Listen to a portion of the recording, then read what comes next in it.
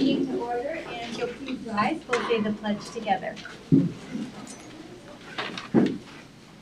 I pledge allegiance to the flag of the United States of America and to the republic for which it stands, one nation, under God, indivisible, with liberty and justice for all. Thank you.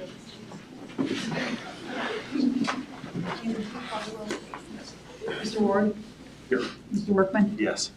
Mrs. O'Brien, not here. Mrs. Getzman? Yes. Yes, thank you. I'd like to welcome everyone this evening. It surely was nice having some help with the pledge. I heard all those. Same thing. That was really neat. You did a great job, kids. I would entertain a motion to approve the minutes of our October meeting and also the special meeting that we had, the joint meeting with the Knox County Career Center and City Council on November 8th. So moved. Thank you. Mr. Ward, do we have a second? I'll second that. Oh, That's fine. Jody. Thank you, Mrs. Getzman. Were there any corrections on either of those? Hearing none, would you call the roll, please? Mr. Ward? Yes. Mrs. Getzman? yes. Mr. Workman? Yes. Dr. Bennett? Yes, motion carried. Thank you. And we are pleased to have Columbia School with us, and would you like to? Yeah, we're excited to see what you youngsters have to share. We got some great stuff behind us. I'm going to turn it over to Mr. Thompson, their principal, and he'll introduce those folks, and we look forward to hearing what you have to say. This is the fun part of it. Well, thank you for allowing us to come in and share. I have some guests with me tonight that I thought that you might appreciate hearing from. So I'll introduce them in just a little bit. Before I do though, this is kind of part 2 of our presentation from what we had last year. So last year, if you'd go one more slide for me, please. Do you want to just take it? You want me to take it? We can certainly do that. Just give it that. So last year, I think it was in November as well, we I came in with 3rd grade teachers, and we talked about how in 2020 the right to read law had passed in the state. Some things kind of caused 2020 caused there to be a delay in some of the rollouts of things because there were other things that were going on as well. But as a part of that, time has come where last year was a really big learning year, training year across the state for all teachers, especially at the elementary level and even in the middle school as well. But looking at reading instruction. And so as a part of that, this is the graphic that we used last year that's called Scarborough's Reading Rope. And it talks about what skilled reading looks like. And there's a lot of different components to it, but they break it down, starting there on the left, into 2 major categories. One is word recognition, and on the top, language comprehension. And so last year we focused on on word recognition when we talked about phonics and phonological awareness and decoding and sight reading, and talked about some of the things that we were doing to help address some of those. And then also invited in any of you who would want to come into the classroom and see what that looked like in practice. And so we're thankful for your support of our district and helping us not only with supplying resources for our professional development for our staff, but also the resources curriculum-wise to be able to meet some of those needs that were coming, that we're really implementing this year.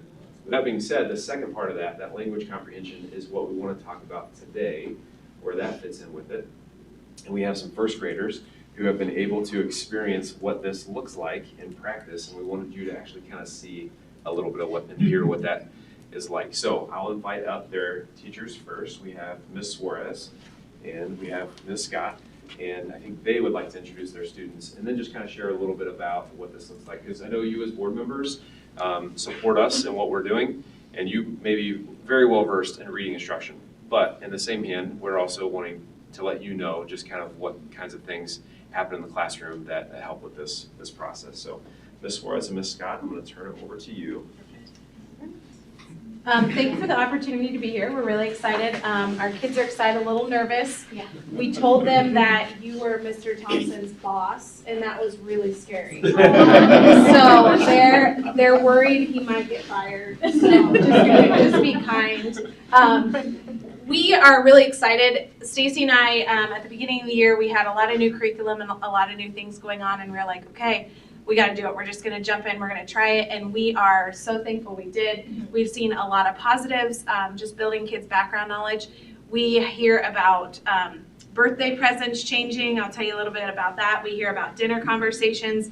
We hear about arguments with big brothers talking about which muscle really is the biggest and the strongest muscle in the body. So a lot of good things have come out of this, and it's only November. So we're really excited to see what else will happen. So I'm going to stop talking, and I'm going to let these sweet first graders talk. So if you guys want to come on up. We have 2 friends from Miss Horace's class and 2 friends from my class. We have Miss Kate, we have Brooks, we have Miles, and we have Sadie. So we're just going to let them wow you with their knowledge. All right. So these 4 students are obviously amazing students, and they've been working really hard in class and wanted to share with you their knowledge that they've been learning, right? So I'm going to just ask them a few questions about some different units that we've been working on. So, and then they can tell you a little bit about what's on the walls. Does that sound good? All right, so are you guys ready for this? All right. So my first question, we learned about some stories called fables. Which one of you wants to tell me what a fable is? Go ahead.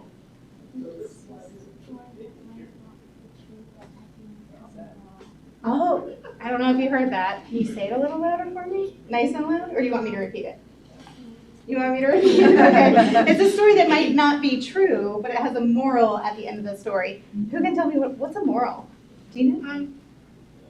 A lesson. A lesson to be learned, right? Very good. All right, can any of you tell me, in fables, we oftentimes see animals as characters, right? But they act like a person. What is that called? Go ahead. Personification. I don't know if you heard that word, but she said personification. So in first grade, we've learned some pretty big words, and they know the meaning. Great job. Okay, which one of you want to tell me the name of one of the fables that we've read? Go ahead, Brooks. Go ahead. Do you remember? Yes, very good. Any others? Miles, do you know? Little Half Chip. Yes, very good. All right, so we also learned about some folk tales. And folk tales are very similar to fables, so it was really hard not to mix those up, right? We had a hard time with that, didn't we? So who can tell me a little bit about folk tales and what those are? Do you want to try? Do you remember? Can I ask you this? I know you'll know it. Is it a real story? No. No, it's a fake story, and we know fake goes along with Fiction. Fake.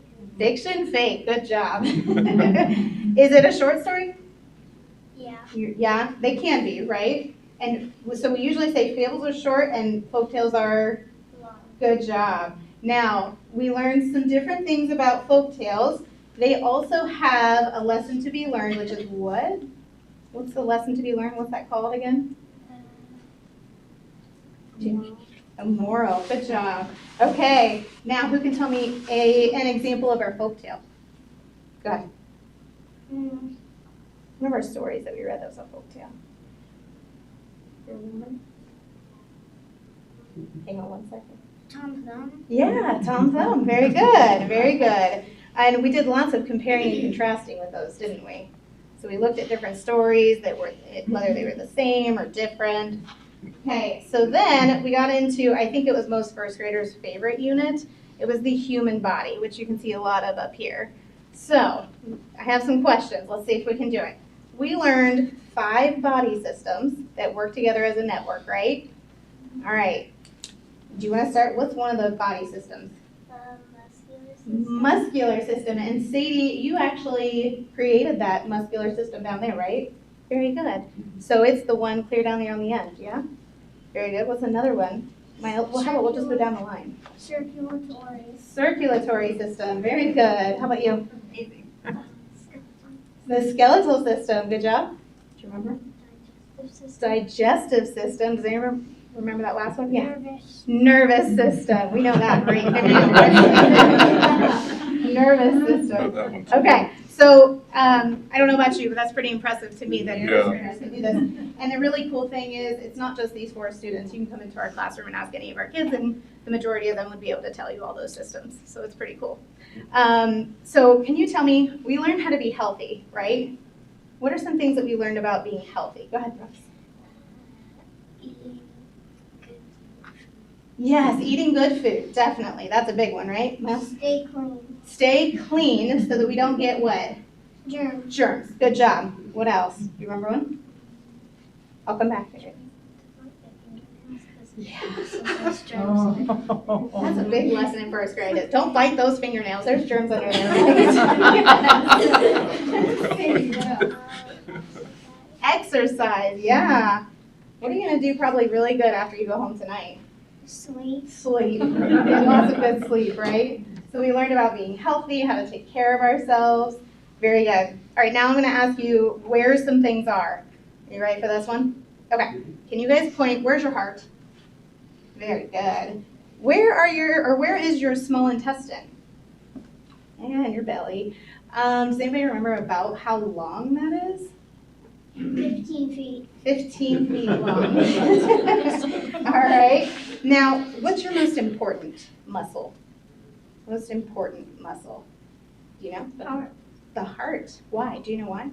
Because it helps you stay alive. Yeah, it keeps you alive, right? Very good. All right, here's another. Where is your esophagus? Draw your line. Yeah, very good. Very good. That's where your food goes into your, do you remember?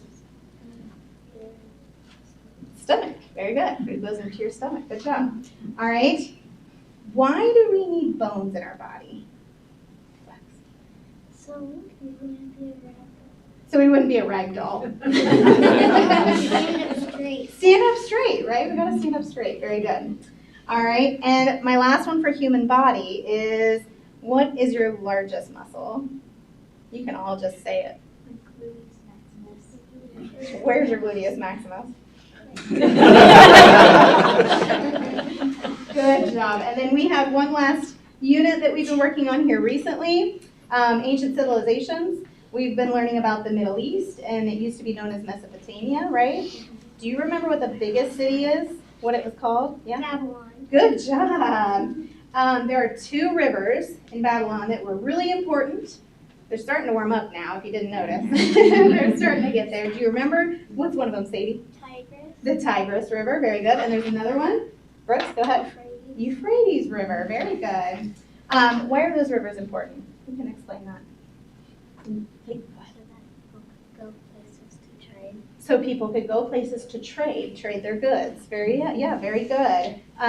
What other reasons? Any other reasons? So they can plant crops. Yeah. So Babylon was really hot in like a desert area, yeah? So they needed water. They had to do something though, because the city kept getting bigger and bigger and bigger and further away from the river, and they didn't have vehicles to transport the water. What did they have to do? They had to dig. Yes, they had to dig, and they made something. Do you remember what those are called? Yeah. Canals. Canals. Very good. They made canals so that they could water their crops easier. Very good. Then we bumped ahead to ancient Egypt. Remember that one? They loved ancient Egypt. That was a fun one. And there's also a really important river in ancient Egypt. And what river is that, Sadie? The Nile River. The Nile River. And what do you know that's so important about the Nile River? Because people can go. Yeah, absolutely. It helps to water their crops, kind of the same as in Babylon, right? Yeah, It's the longest river in the world. longest river in the world. And what other things do we use that one for? Yeah. You told me today, too. Remember? Flooding. It floods. And what? Yeah, it floods. And why is that important? You know? Somebody else want to help? Why is it important that it floods? Do you remember? That's okay. So, yeah, do you remember now? They, so that they can grow crops. Yeah, it would bring the nutrients to the soil so they could grow crops again, right? Very good. So, as you can see, these kiddos have put in a lot of really hard work. And they did a lot of things over here on the wall. They made some of the different systems. We didn't bring all of the systems. Would any of you like to go over and point out what you did?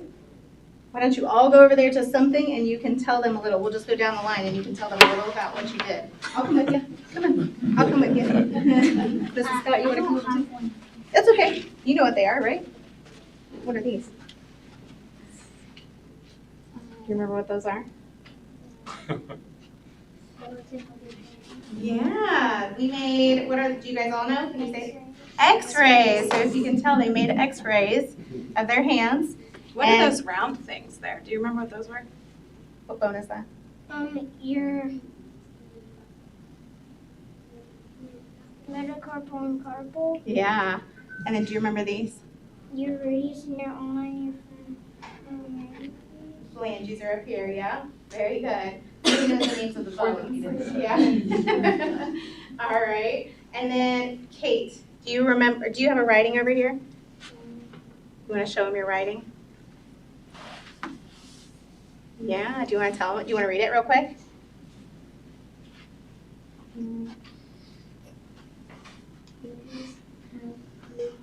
bones in their body.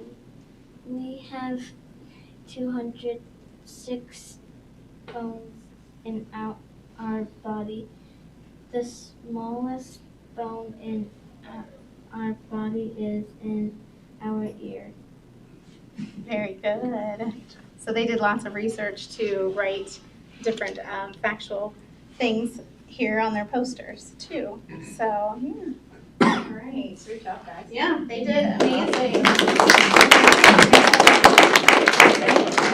So as you can see, we have 6 and 7-year-olds, and I can't stress enough that it's only November, and they have this kind of background knowledge. And just sitting here and standing here listening to them talk, looking back at Scarborough's reading room, the background knowledge that they're learning, the vocabulary that they're learning. I mean, he said bones that I didn't know I had. He'll probably fix my bones someday. When I'm okay. Yeah. But if we just keep going down, like the verbal reasoning, inferencing, I don't know. I have never thought about why I have bones.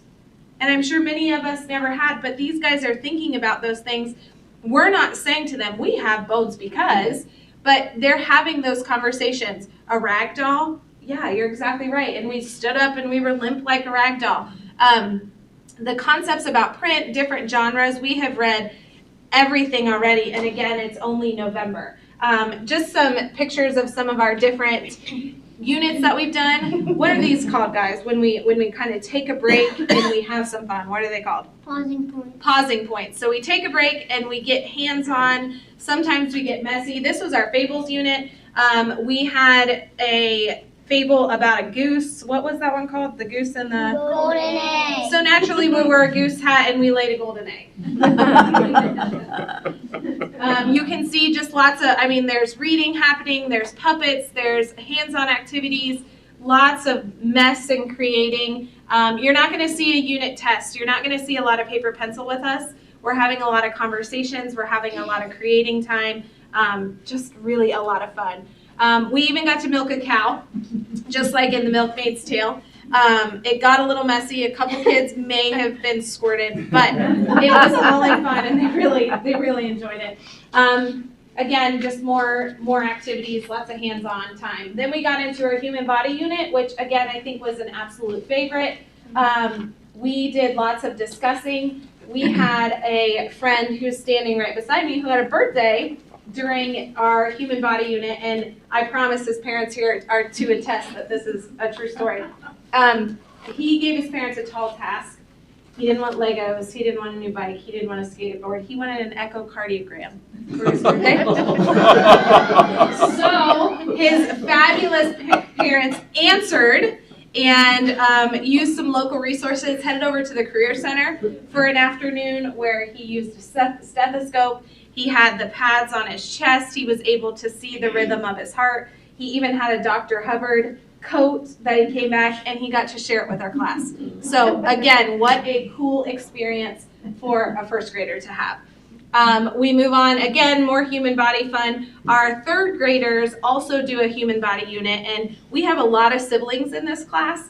And during conferences, I had a mom say, man, the discussions we had at the dinner table were quite interesting. What's the largest muscle? No, it's my gluteus maximus. So lots of duels with siblings, but not only conversations, but why it's the largest, why it's the most important, things like that at dinner. not just at school. So you can see just the building of these bodies. These are all students. These are, just everybody's doing it, which is incredible to see. We had muscles all over the floor, as you can see there. Then we went into some stories about different stories from different lands. So we learned a lot about countries. We checked out maps every single day, which is an important skill in first grade. We compared where these stories took place, what's happening in the land around them. Again, we did a lot of hands-on activities, a lot of building. You can kind of see all the different things going on. And then this has been a favorite. What's happening in this picture? What were we writing in? What was that called? Cuneiform. Yeah, and where is that from? Do you remember? Is that from Egypt? Babylon. Right, or Mesopotamia. Good. So they were very thankful for the handwriting without tears and the foundations that we've been working in handwriting, because it was much easier than what we've had them do here in this house. And then we had some exciting things going on. What did Audrey build there? What were those things? A pyramid. So again, we tied in some math with it. We talked about a pyramid, 3D shapes, and then we have some beautiful pharaohs there that got to make their headdress as well. We even did some dictated drawings. You can see Miss Kate there and Annabelle drawing a picture of Pharaoh with their headdresses, and then allowing the kids to kind of be creative. We are so thankful we have discovered this and building this background knowledge. The kids are learning at school. They're going to recess to talk. They're going home to talk. They're excited about learning. We had so many parents talk to us at conferences. Man, this is exciting. They're excited to come to school. When they knew we were doing x-ray hands, or they knew we were making a human body, they wanted to know more. Is it in our standards to know every system of the body? No, it's not. But we do need to explore. We do need to compare. We do need to understand how things work, living and non-living. So we're meeting so many standards within this building of background knowledge. We only have 4 of our fabulous first graders here. We would love for you to come and see what's going on. It looks very different. It is not a paper pencil task at all. The kids are on the floor. We're talking. We're having conversation. Sometimes we're doing hands-on things, but you're going to see a lot of different things that you wouldn't see in a typical first grade classroom. So we're excited. You guys are amazing. Mm-hmm. You guys are wonderful. Do you want to tell them anything else? Before they leave, could they introduce their parents? Sure. Yeah. Sure. All right. Do you want to tell us who your parents are? Are they here? Do you see them? Are they around here? They are here, right? What are our names? Jeremy and Amanda. Yes. Very good. All right. Who do you have here? Mommy. That's Mommy. Does she have a name? What's her name? Lindsay. Lindsay. That's right. All right. Miss Sadie, who's here with you? My mom. Your mom. Does she have a name? Jada. Yeah, Jana. Okay. And how about you? Angie and Andrew. Angie and Andrew. This guy right here? You're right. Anything else you want to tell them? All right, we'll let Mr. Thompson wrap it up, okay? All right, you guys can go sit down. Thank you so much. So we'll wrap this up, so you can continue on with your meeting, but in the same hand, I said this is part 2, so I'll go back to that Scarborough's reading rope, some kind of tie this together. There you go. So again, the phonics piece is something that was hit a lot, especially talking about the right to read law and dyslexia. But then there's the other side that is the language comprehension that goes into this as well. They need both of those.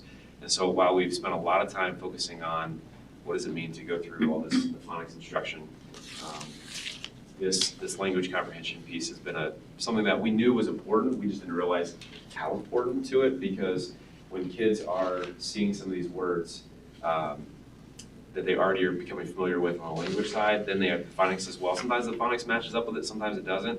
It helps them to become more fluent and skilled readers overall in comprehension. The last thing I would say is just thank you. We've gotten a lot of resources over the course of the last year, and I want to thank our teachers and our staff for, it's been a lot, but in the same hand, they've been excited about it. We talked about this year at Columbia. We want all of our learners are both students and staff, to be curious, creative, and caring. Those are the 3 kind of, and the curiosity side, as long as we can keep people curious, they're going to want to come back for more. And so this, what you're seeing here is curiosity happening and causing them to want to continue learning. So thank you. Again, you're welcome to come to our classrooms at any time. When would be a good time?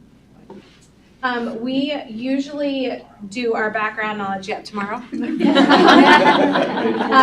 it right after lunch, so by 12:50, we're jumping in, having conversation, so. Or stay all day, whatever you'd like to see. We do phonics before lunch, which is a great kind of thing to see as well, so, yeah. Any questions for our Just, youngsters? our teachers are amazing. We just, thank you for the passion and you can tell that you just really love what you're doing and that you can't help but be excited about the learning. So thank you so much for what you're doing for our kids. I'd like to introduce you to one other person. He's sitting in the very back, and he is the senior class president. His name is Mateo, and I'll tell you what, he's incredibly talented and smart, just like you guys are. And I bet he'd give you a fist bump as he came up and shared what's going on in the high school. I think I learned some things. We might have a bunch of job. right here. Good job. You can look that up.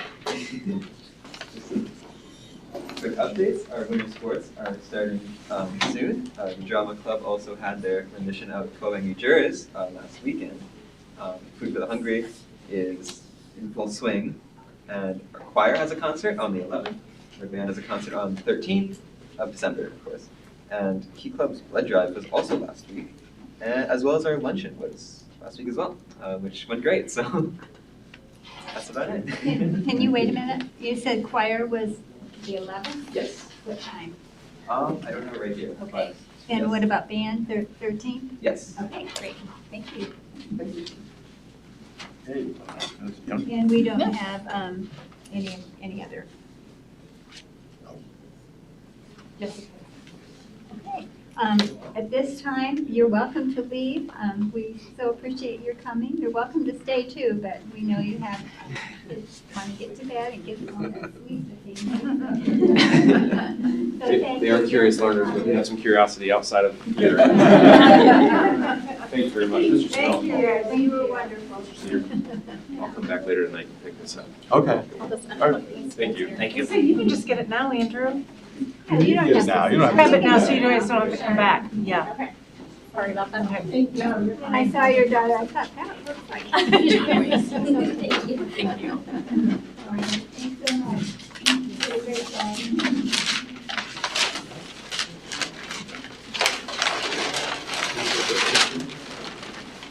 And you're welcome to come.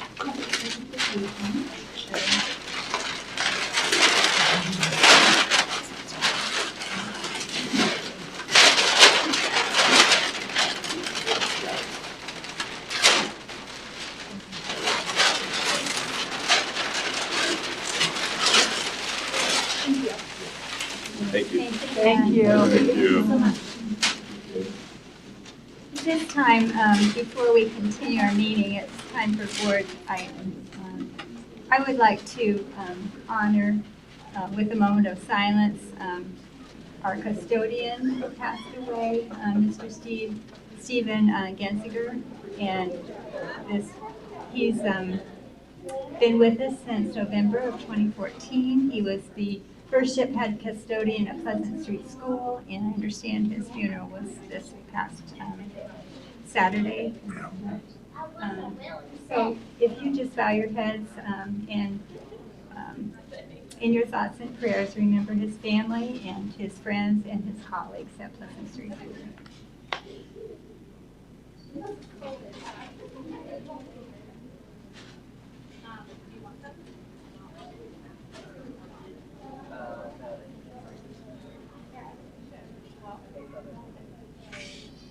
Thank you.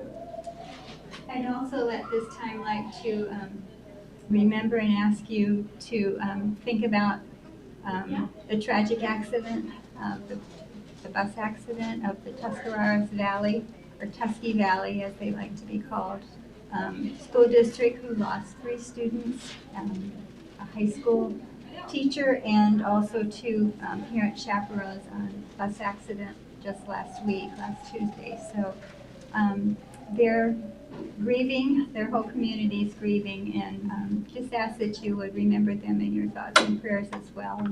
And we'd like to observe in their honor a moment of silence for them.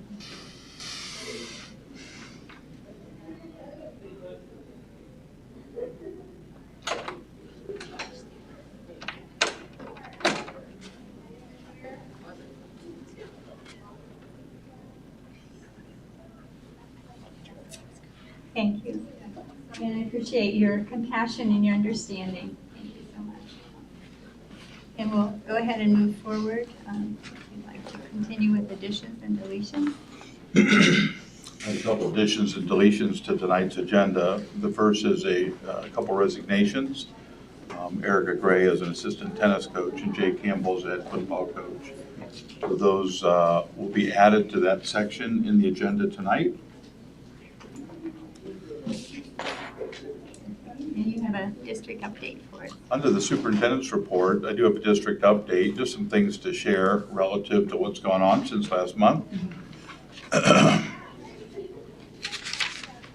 So you'll see that that's East Elementary there, and they received the National Blue Ribbon School. And I was blessed to be able to go down this weekend to Washington, D.C. with several of their staff to receive that ribbon, that National Blue Ribbon. Only 19 schools in the state of Ohio achieved that accomplishment, and that's to be one of those 19 and to be an elementary is quite an honor for them. It's a testament to the teachers and the staff and the students there at East Elementary. So we enjoyed receiving that award. I did want to mention that last week, the MVCSD National Honor Society inducted 33 new members. And so that's always exciting. And those members were a huge part of our Senior Citizens Luncheon, of which was, again, last week. We had a really busy week last week. Our Senior Citizens Luncheon was Wednesday, November 15th from noon to 2 in the high school gymnasium and theater. We had over 200 senior citizens attend that event, and we had 50 tables, and all 50 tables were served by a student host who really got a chance to sit down and just have great conversation with our senior citizens. And we had a good meal, and we went from there over to the auditorium, and we shared some other things that were going on in the auditorium. This was just a caption from Knox Pages. I think they were there and did an article. There's also a Jacket Journal article. And, you know, we do this twice a year, and I really think our senior citizens enjoy coming for that event just to kind of keep up to date of what's going on in the district, to kind of have some food and fellowship with each other. And we were able to share quite a few different things with them. Did want to make note of this, and I did do this as well at the Senior Citizens Luncheon. Key Club is a service organization that our students belong to, and they had a goal of providing 75 Thanksgiving meals to members of our community in need, and they surpassed that and got 91 Thanksgiving Day meals working with the Byron Saunders Foundation. And so the idea of service and giving back is something that is paramount to the Key Club. But yet to do it in this way was it's really nice to see. Our district newsletter came out about a week and a half ago, and lots of really interesting information there. I know you've received a copy. I did share this with our seniors to make sure they also received a copy. And so we send that out to almost 16,000 box holders. So it's a great way for us to just kind of keep our community updated on what's going on. And then finally, I guess in this part of the district update, just you know, wishing everyone a Thanksgiving full of peace, love, and joy. So I thought that was really kind of neat. The other thing that I did share at the Senior Citizens Luncheon is Veterans Day, how important Veterans Day is in our community. And all 8 of our buildings in one way, shape, or another shared in that Veterans Day celebration. Certainly all of the elementaries had their own unique spins to it. The middle school had a wonderful breakfast, and they're doing some things in class, a little bit more in-class kind of stuff at the high school. But I was able to share with them just pictures from each one of those celebrations. And so just know that Veterans Day is still important right here in Mount Vernon. So I thought that was good. This is the time of year where I have to share the calendar review. This is always quite an interesting time. The new Ohio Revised Code stipulates that we have to have a hearing such as this just to share with the board the hours and the considerations that go into setting up, believe it or not, a calendar for next year, the 24-25 school year. And so this meets those requirements. So at least 30 days prior to adopting a school calendar, we must hold a public hearing, and that is today.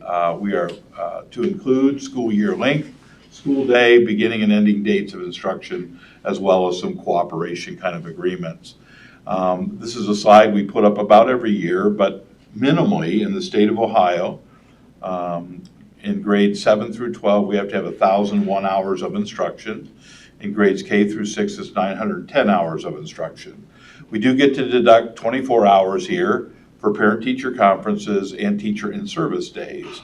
So that really brings your hours down into a different number. Hours of current, this is our current calendar. This is what we currently have, so you can see what the difference is. It's almost a 100-hour difference from what's the minimum standard to what we currently do. And of course, at the elementary level, we're 146 hours beyond. And then we also, in Mount Vernon, we have 5 excused days for calamities. Days 6, 7, and 8, we work on a more remote learning plan. Just to give you a brief backdrop, for this school year, we started, the student's first day was August 17th. The teacher started on August 14th. Student's last day is May 30th, with our teacher last day being May 31st. Here's our current hours of operation, 6 hours and 30 minutes at the elementary level and 6 hours and 50 minutes at the high school level and middle school. They are inclusive of a 30-minute lunch period, which is included in that total. Some highlights, we generally start on an abbreviated week. Many teachers are, they have to kind of get into the full swing of things as well. So to start on a Monday and go straight 5 full for our kids and our staff, we kind of start in the middle of the week there. We do have 4 9-week grading periods or 2 semesters. We have 2 parent-teacher conference days, and we have some of those traditional holidays that you see listed there. We do have some in-service and professional development days. We're more limited than we think, and it's certainly a highlight that we want to look at in this next calendar. Special considerations, when to begin school. If you're like some of us more old-timers, we started after Labor Day. Well, that's no longer the case anymore, and oftentimes we went into June, and that is no longer the case. In-service days, how many days and when, Thanksgiving break, winter breaks. Generally, Mount Vernon has been on a 2-week kind of a winter break, but we get these kind of weird years where all of a sudden the holidays kind of fall in the middle of the week. And next year, I know that Christmas falls on the 20th. It is on the 25th, but it falls on a Wednesday. And then New Year's also falls on a Wednesday. So you've got that, do you take the time off before? Do you go up to? And so we've got to figure those things out. Spring break is another holiday break that often chases Easter. Easter next year is on the 18th of April. It's late. Most districts generally will do the last week of March, which is kind of the end of the third 9 weeks for their spring break. And then, of course, when to end school and Memorial Day and graduation, so on and so forth. So those are all things we kind of take into consideration when we're talking about that. We do have to look at both union contracts and speak with our unions. We have what's called transparency rules. We share those with career and technical centers.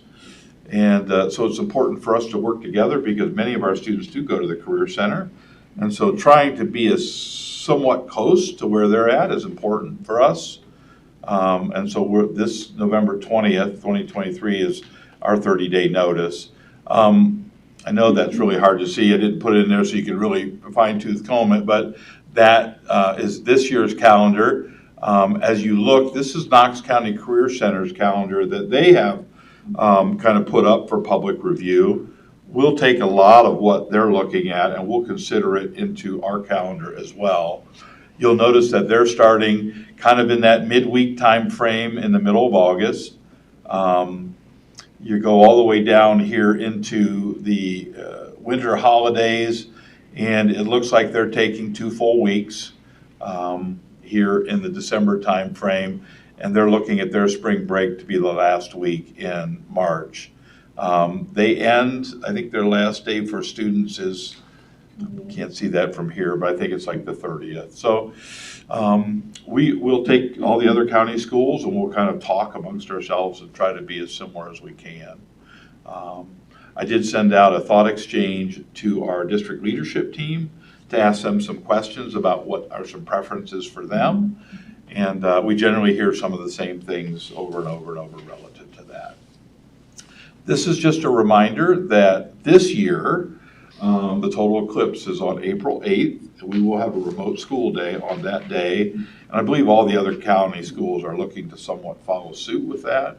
There is an expectation that this part of Ohio is going to really be inundated with folks here who want to see this total eclipse. And if you're really an old timer, Bonnie Raitt had a song called Total of the Heart. There you go. So. Any questions on the comment or on the calendar or considerations you would like for us to take a look at? Okay. You covered everything. Covered it. We met our obligation there. So when will this be voted on? We'll probably try to bring you something back, maybe in the January board meeting. So we'll try to put maybe 1 or 2 calendars out there for folks to take a look at. Right. To try to get some input, and then probably in January at our organizational meeting, we'll approve the 24-25 calendar. Great. Thank you.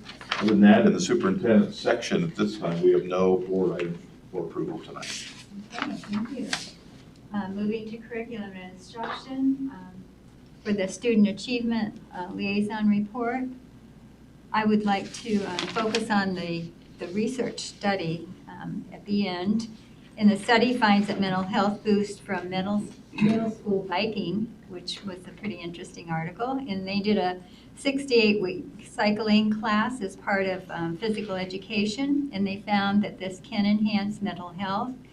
They did a study, pre and post tested the kids before they participated in the program. There were 1,200 middle school students, ages 11 to 14 throughout the United States.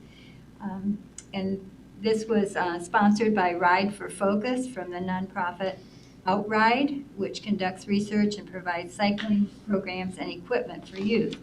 And for 3 days a week, students learned cycling, safety, and maneuvering skills outdoors. They were able to raise their heart rates, and they had a lot of fun. And according to the pre and post screening questionnaires that measured students' well-being, students reported a more positive outlook on life following the cycling program. And the senior research manager for Outride noted that there's a growing amount of research that shows how important physical activity like cycling can benefit the body and the mind and social relationships as well. And she also clarified that there is a higher risk of mental health problems like depression and anxiety for females in comparison with the boys. Sean Wilson, who was also a researcher in the program and is from Loma Linda University School of Medicine, he was a senior author, and he noticed that there are other pillars of healthy living which are also important, and that limiting screen time and getting at least 8.5 hours of sleep per night were so important that those who didn't saw less improvement from the cycling program. So I thought that was kind of an interesting chapter. And the other articles were all interesting. I thought this was something that maybe, we have all these great bike paths, so it seemed like a no-brainer that maybe we could do something like that. So, any questions? Okay, thank you. The other item for information here, the social studies department or teacher part of the social studies is looking into a trip in 2025 to go to Italy and to take some students over for proposed educational tour. And so it appears they've given that to us just to look at. We'll see if they come back with that more formal proposal. Obviously, for those kind of trips, they have to have a certain number of students who show a level of interest in order to participate. But in this curriculum and staff development section of the agenda, we have no items for board approval tonight. Okay. Moving ahead then to fiscal services, I'd like our treasurer, Mrs. Perry. Bill, if you want to open that report for me, thank you. So on the first page, after the cover sheet, you'll see again the reconciliation, which shows how much money we have and where it is. You can see that you go up to the top, you can see that Park National is the first part. All of that money at the top is in Park National until you get to investments. The MMA fund is also an investment fund, but it's through Park. The other two are, it says US Bank, but that's through Meter. That's where that money is. And the general account has that 6.7 million, and the insurance account has the 1.5. And that money, I think we talked about it before, that's invested in small, mostly bonds and securities and things like that. And we did talk about it, I think I may have mentioned it last month, but with the uncertainty in what our property values were going to be and the uncertainty of when we were going to get the money for the next collection in January after 2020, beginning of 2024, we did instruct Meter not to reinvest anything. So anything that comes due, they're going to keep in like a mutual fund or something, so it'll earn a little bit, but we didn't want it tied up, because if you try to get out early, then you lose some money. So they said they'd already done that because of the concerns about that. But the 31,000, those are just outstanding checks. That just shows the outstanding checks. And if you scroll down, Bill, there's some other outstanding checks for operating and payroll. And as you can see, we ended the month of October with $16 million. That's all funds. That includes all of our federal grants and everything. And then speaking of investments, there's our investments fiscal year to date. That's 1/3 of the fiscal year. We have 164,000. So obviously, things all being the same, we should finish the year with quite a bit of money in there, which is nice, helpful. The next page is where we look at what was projected, what we've spent or collected to date, along with the percentage. Again, I'll just repeat, I think I probably said it before, the real estate tax, that's the second half of fiscal year 2023, or first half of fiscal year 2024, but it's collected in July. So if you think about, we have tax year, calendar year, fiscal year. This is the second half of the tax year. So a lot of people, some people, when they get their bills in January, they just pay the whole year. So that's why that's a bigger collection. That's why you're not seeing 50% there, you're seeing 40. So earlier in the year, in January of 2023, we would have gotten a lot more. Same with all the other taxes. The foundation, you can see we were expecting 16 million. That is actually higher. The fair funding formula, it's back up at the top a little bit, Bill. That line 1.045. 1.035. 16 million is what was projected. That's going to be probably about $1 million more once all of our figures went in from our enrollment and our special ed students and our transportation and all that. It looks like it's going to be a little higher. So you can see right now we're at 36%. We would have been around 33%. So that's going to be a little higher. And when we get the new forecast done, which won't be tonight's, but it'll be the next one, those will all be adjusted. And then again, you can see the other ones there are about the middle of that.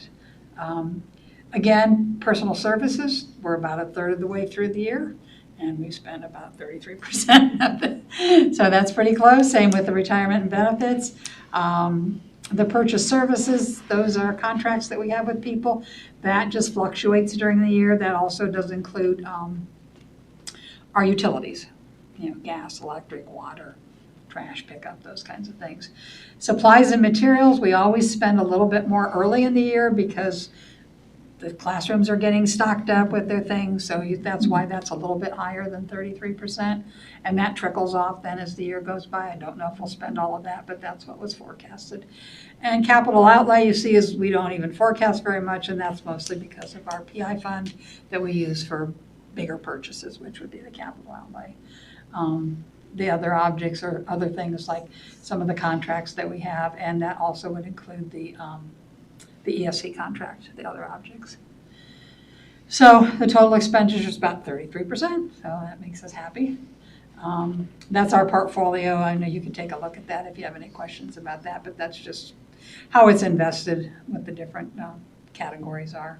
And then the rest of that report is just, we're supposed to give it to you. If you want to scroll down the rest, Bill, it's just a lot of pages of numbers. Basically, it tells you, that's our cash summary. You'll see at the bottom of that, if you keep going down clear to the end, you'll see at the very bottom that that matches up with, go back up just a little bit. The 16,410,000, that's our balance, that's what we reconcile to. That's how we know we balance, because that matches our cash. And then the rest of the ones, the next report is just all the checks that we issued. So if you ever want to look down through there and you see something, you think, well, why'd they pay that for? What's that for? We can always let you know. And the other one is just receipts. The next one, the appropriations modification, we came across two things that we had to increase. One of them was for a federal grant that we thought we were going to get $5,000, but ended up we were going to get $6,000. It's a Title I grant. I think that's a safety grant, if I remember correctly what I was told. That's not one that I was familiar with. So that's just, we have to increase that appropriation. And the next one is a bigger one. But it's, scroll down just a little bit, there it is. We're increasing the appropriation by $2.5 million. There's plenty of money there. It's just that when we started to do the purchase orders, we had to put aside that much money to make sure that we weren't out of balance. So I don't know that we'll spend that much, but we have to have a big purchase order in place because it's very expensive, obviously, you can see. So those two would be the appropriations modifications. And then I think the last item was on the fiscal is the 5-year forecast. And I know we've talked over the last couple of months about the questions about what our valuations are going to be, which is the biggest part of what we don't know right now. I did just hear from the county auditor today, and she said she was at a conference last week and they were told that the House bill was not going to go through, that we're going to collect, we're going to send out bills for the total amount of the increase, which for our county was about 40%. Doesn't mean everybody's is going to be that much, but that's what's going to be sent out. And obviously people will pay, what they can. I don't have those evaluation numbers yet, and she told me we'd get them in December, so hopefully December. This forecast, I used the estimate based on what they were going to do, which was the 3-year average, which was the average from the first triennial update, which would have been 17, and then the reappraisal in 20, and then I used 38% for this time, and did that average, and ended up being 23%. So this is probably going to be, based on what I was told today, these numbers on the general property tax are going to be low. It may be another $1 million more than that. I don't know at this point in time. Again, I'm going to ask you to approve this without a whole lot of conversation about it because it's all going to change. The personal services, the expenditures will change a little bit, but you can see based on that report that we just looked at, we're about where we think we ought to be on that. So you won't see a whole lot of changes down there, but there will be some changes at the top from what we know now. But again, the most important lines, as we say all the time, is 6.01. We want to look at, are we spending more than we're taking in this year? We're taking in more, that 6.01, the gray line. We're taking in less, we're spending less by almost $2 million. Next year, it's less than that. The year after that, I would say based on that number, we will not be deficit spending. That's a little, I know it's not a little tiny amount, but in the big picture it is. I would say based on this, with the numbers I have in there, we'd be deficit spending in 2027. But once those new numbers go in at the top, I don't think we're going to even see that. Probably until 2028. And again, at the bottom line is the one that's the one that I always like to look at just to see what are we going to end up the year at, and that is this year end up the year at 12 million. You can look back 2022 we ended up with 10, 2021 we ended up there 5, back when I was the treasurer before, I said, if we had $5 or $6 million at the end of the year, I was pretty happy about that. Now we're talking about 12. So that's a good thing, but we all know why. That's the COVID money. We were able to spend money on COVID things and actually save the general fund. That's not happening anymore. We hope we don't have COVID anymore. So that's why you see it trailing off that way. But I just need to have it approved because I have to send it in by the end of November to the state so they can see something. I will be bringing it back probably in January once the tax bills go out and we can see how much they are to have it updated. And we can update it, you can update the 5-year forecast and submit it all year long. Anytime you have anything significant, they don't want you to change little stuff, but we can. Then we can submit that and they can take a look at it. So, and it is public information. I know when I see other districts doing things, I always pull up their 5-year forecast and say, oh, well, that's interesting. You know, those nerdy people do that kind of stuff. Right, Jeff? Great stuff. Okay, and then we have some donations to Dan Emmett from Faith Lutheran Church, the miscellaneous items, soap, etc. To East Elementary from the Knox County Foundation from the Sandra Fennell Memorial Fund, $1,136 for library improvements. Donations to East again from the PTO, blinds for the gym and some Chromebooks. And to Columbia PTO from the First Christian Church in memory of Harold and Nikki Milligan, $250. And that's all I have. Okay, I would entertain a motion to approve those items. So moved. Thank you. I'll second. Thank you, Mr. Ford, Mr. Workman, and Mr. Ford. Were there any corrections or questions? That's good. I would report. just like to say, I appreciate your transparency and all your explanations and. I love my job. And it's really important that they understand everything and that the community does too. And I hope they feel as good about it as we do, that we're managing our money well. And so we appreciate that. I did, I guess before we vote, I would like to say, and I know I spoke with you folks about it, I did meet with all 3 of the state representatives since the last time that we met. I just reached out to them in an email, all 3 of them, and said, gee, I'd like to meet you. And all 3 of them responded. All 3 of them came into my office, not at the same time, separate times. The first one was he came in and sat down, very nice man. It was Representative Daryl Kick. We talked a little bit and he said, well, you know, you're not the only treasurer calling me. And I said, did you think I called you here because I'm upset? And he said, well, yeah, probably. And I said, I don't have anything you're just doing your job. Right. I said, and we are partners. We all want the same thing. You have to do, you have a constituency and we have a constituency, but we have to work together. We can't be, you know, we can't say you guys are bad and they can't say we're not doing things right. So all 3 of them were very nice. I told Bill at the end of the day, they all 3 offered me their cell phone number. That was like the first kiss at the date. It was my cell phone number on that card, and I said, no, it's not. Well, give me that card, and I put it on there. Okay, this is good. So you know, we want to, and then Bill will meet too with this. He just was kind of tied up on those dates, but just keep a line of communication open. And I said, one of the things that I would like is that if I have to reach out to them, or I do reach out to them with a question or a comment, that they can remember, oh yeah, I met with her, and as I said, and she's not crazy. Yeah.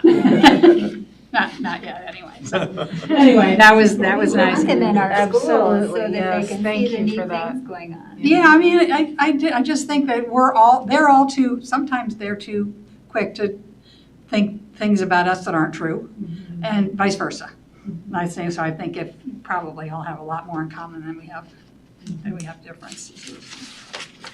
Great, well, thank you for joining. Okay, that's fine. Mr. Workman, Yes. Mr. Ward, Mrs. Getzman. Yes. Dr. Bennett. Yes, motion carried, thank you. And we won't have a legislative I liaison. think if you want to take a look at the link there for the legislative liaison report, they're continuing to do some things at both the House and Senate side of the aisle, and so kind of just keep your eye attuned to what's going on there. In this section, we have a number of things for board approval tonight. Under facility requests, we have our local group, Giving Hope Charity. And you remember that started as a group of bus drivers and some custodian or maintenance staff. And it has really grown into quite a really neat cause. And I know they're up in the neighborhood of 30 plus kind of awards for young people who may not quite have a holiday season like our grandchildren or children. Item B is ODNR Parks and Watercraft. They're going to use the field house on the 2nd of February for a physical fitness and new hire session. And the Boy Scouts of America would like to use the middle school cafeteria for their Pinewood Derby. So those 3 items for your approval tonight. Okay, I would entertain a motion to approve those 3 facility items. That's right. So moved. Thank you, Mrs. Getzmann. Do I have a second? I'll second. Thank you, Mr. Ward. Were there any questions? Would you call the roll, please? Mrs. Getzmann? Yes. Mr. Ward? Yes. Mr. Workman? Yes. Dr. Bennett? Yes, motion carried. Thank you. And there were no student services items. Nothing in student services now. So we're down to personnel, certificated, and licensed staff. Under this section, we have a number of items for approval tonight, and a couple of those additions that I added to the beginning of the agenda. We have 1 salary change notice as an item for information, but for items for approval tonight, for this school year, some employments, we have the retirement of Jenny Merrilees, first grade teacher at East Elementary. I did get to spend the weekend with her down in Washington, D.C., and you can tell she has a passion for what she does. And so Great teacher. her day-to-day will be missed, but she has assured me that there's probably a place somewhere for her to come back and serve the students, just maybe not full-time. And Dawn Porter, again, she'll be retiring as well. Now, Dawn was a classroom teacher who then moved into one of the reading specialist jobs that we were able to provide during the COVID timeframe with those funds. But she's effectively going to retire too, and what an amazing teacher she is. So we're going to lose 2 pretty important teachers there. Number of resignations there listed. Item C is the rescinding of a contract. Item D is substitute teachers. Item E is a year-long sub, and some supplemental contracts here for your consideration. And then item G is a lay person wanting to work within the district. And so those items tonight for your approval. Okay, I would entertain a motion to approve those items as read. So moved. Thank you, Mr. Workman. Do I have a second? I'll second. Thank you, Mr. Ward. We have a tag team going. Yeah, I guess so. Were there any questions? And we'll be honoring those retirees. Would you call the roll, please? Mr. Workman? Yes. Mr. Ward? Yes. Mrs. Getzmann? Yes. Dr. Bennett? Yes, motion carried. Thank you. And classified staff? Certainly here under items for information, and you did a really nice job of honoring Mr. Wenzinger earlier in our presentation with a moment of silence.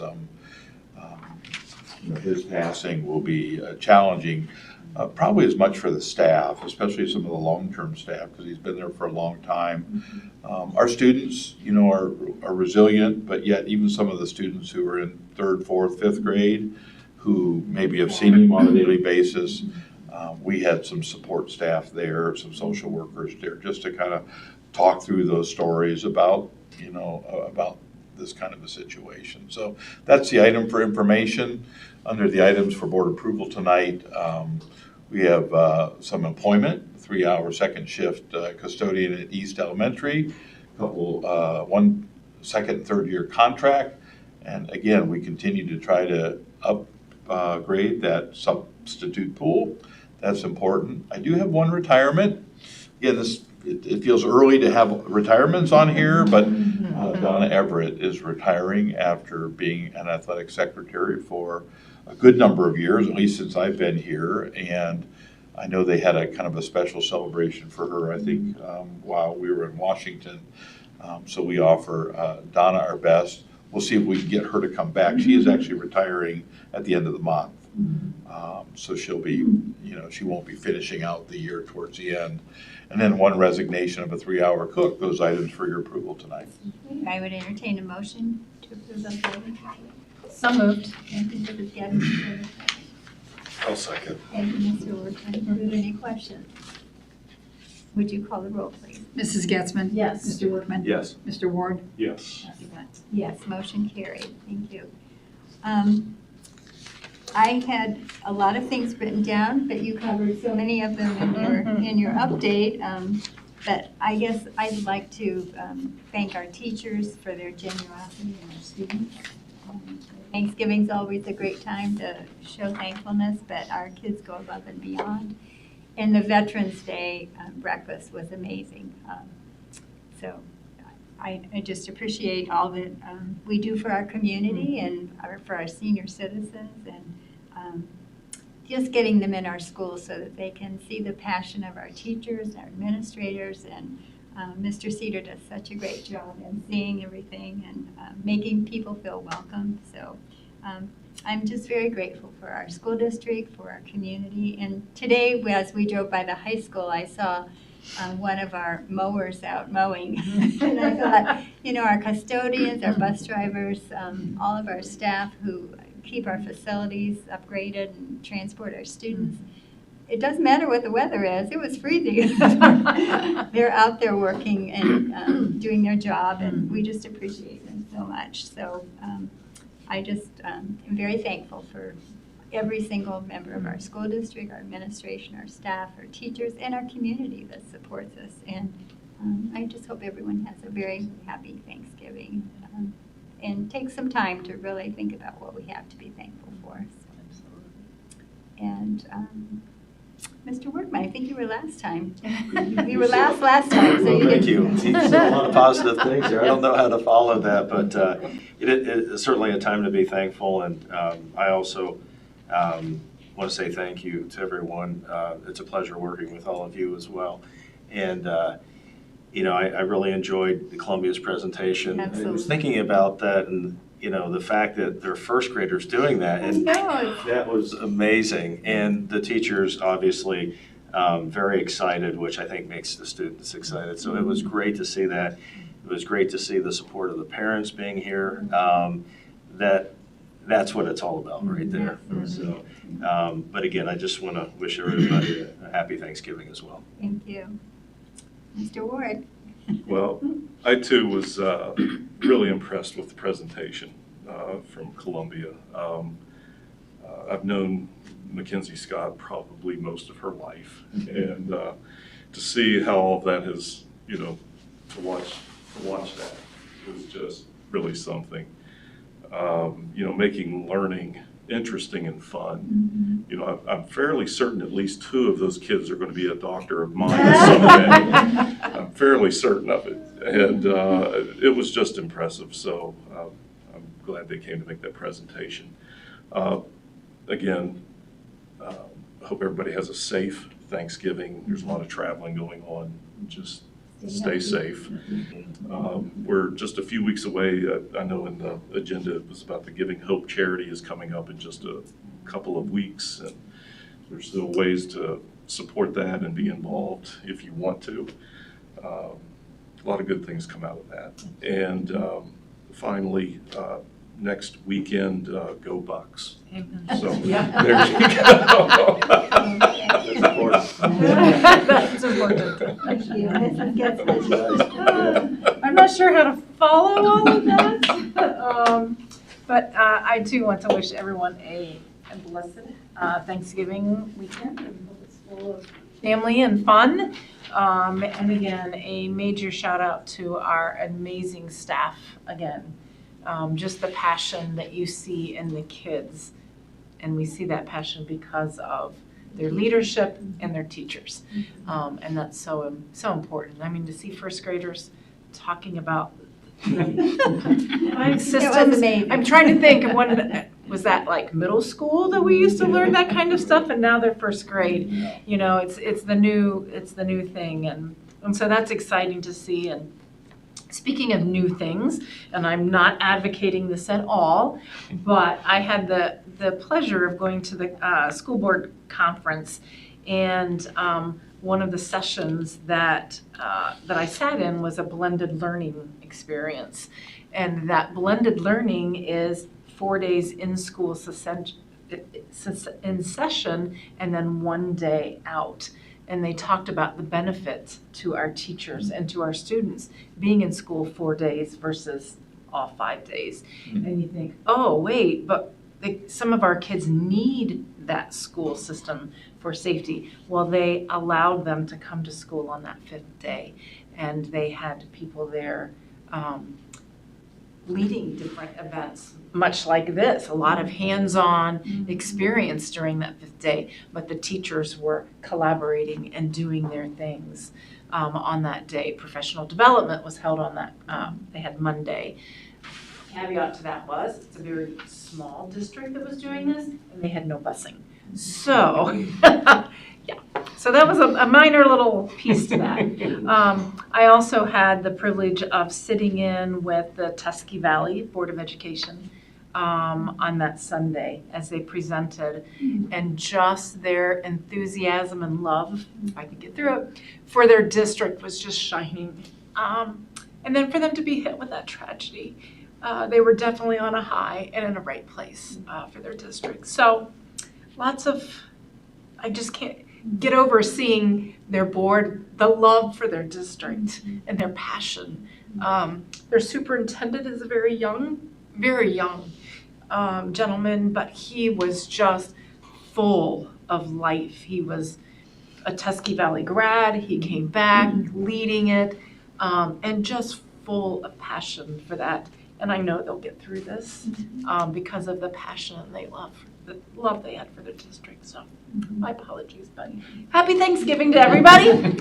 Stay healthy, enjoy, and let's bring on Christmas. In addition to what you said about Tusky Valley, one of the things that I found so impressive, Sally Green told me that if it hadn't been for staff on the bus and bystanders, they would have That's what we're lost a talking. lot more students. Yes. So, you know, they just all pulled together, and they're pulling Yeah. together this week. Absolutely. So they've had funerals starting Friday through Wednesday, so to have all 6. So, Yeah. you know, just keep thinking Absolutely, about them, and yeah. our prayers and thoughts are Absolutely, with them. yeah, definitely. They will get through it. They Are will. a great community. They are, like I said, just the passion. I'm even having in my notes, their passion for education and students was just, yeah, it was great. Well, thank you for sharing. Anything else that you wanted to say? No, I too wish everybody a wonderful Thanksgiving. There's going to be some great music over the next month, and I know we don't get together until really closer to the holiday break. We'll certainly get out some information, so if you have some spare nights to attend some of these really unique elementary concerts, middle and high school concerts, band, orchestra, and choir. I mean, Wonderful, yes. there's, I think I counted up about 13 different performances really starting on December 1, which is just so close, so. And will the elementaries do the 4th and 5th grade, or in 1st through 3rd in the spring? This is actually 3rd, 4th, and 5th. 3rd, 4th, and 5th. So K1, 2 usually do a spring. We'll do the concert. spring, okay. These are great. Well, I have no items for executive session tonight. I would entertain a motion then to adjournment. So moved. Thank you, Mr. Ward and Mr. Workman, second. Mr. Ward? Yes. Mr. Workman? Yes. Mrs. Getzmann? Yes. Yeah, motion carried. Thank you for the meeting. Thank you.